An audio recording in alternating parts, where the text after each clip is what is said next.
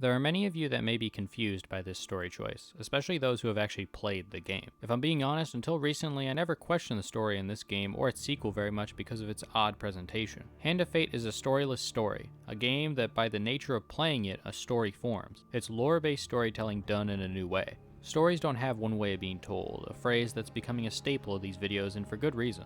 I never pick the best games or even the best stories. Everything I pick for this series is in some way unique in its form of storytelling. But what makes this game so different? Well, let's start with the setup.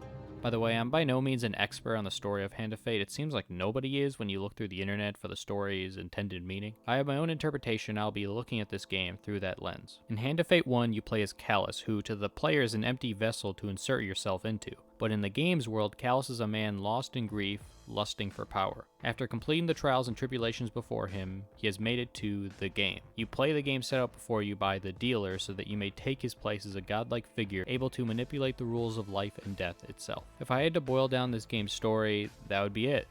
But there is much more to this formula that makes it so compelling. The game is essentially the dealer making the other participant replay his own life as a sort of test. Your memories are fuzzy from the start of the game, and this allows you to play through the important moments of Callus's life with a fresh outlook.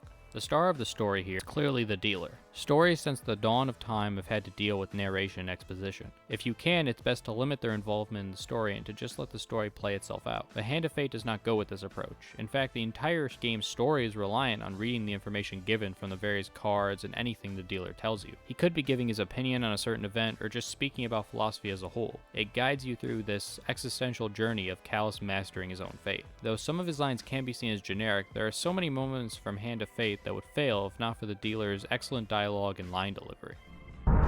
It has been some time since you last sat at the table. Let us begin again. One more for the game. So there's Callus, the dealer, and the game all laid out for the player. The story is played out through a series of mini stories from Callus's life. You are tasked with reliving, or in this case replaying, a specific event in his life and succeeding in the set objective. Let me say this first, the combat in Hand of Fate series is awful. It's unpolished, and nothing is really all that satisfying when it comes to it. But everything else about this game's gameplay does something that even the best story-driven games struggle with, integrating the gameplay into the story well. To be fair, this game is a cheat code of sorts with tackling this problem by making the card game itself part of the narrative, but it still solves the issue nonetheless. Some of the best story-driven games out there have a problem with connecting what you're playing to the game itself. The Last of Us, for example, has to constantly jump from gameplay to cutscenes since the narrative being told doesn't always lend itself to third-person shooter-type gameplay. This isn't to say that game is bad, it's easily one of the best games I've played, but the point here is that many games have the issue of melding story with gameplay. Hand of Fate solves this issue by having the story be exactly what you're playing. Everything you play is the story. The only thing you, the player, aren't made aware of is the facts about the character you're playing as. Ironically, since every single level is you reliving his life throughout the game. There's just so much story to uncover through Callus's journey to becoming the dealer himself. I hope this story can be as enjoyable for you as it was for me. This was the art of video game storytelling. Until next time.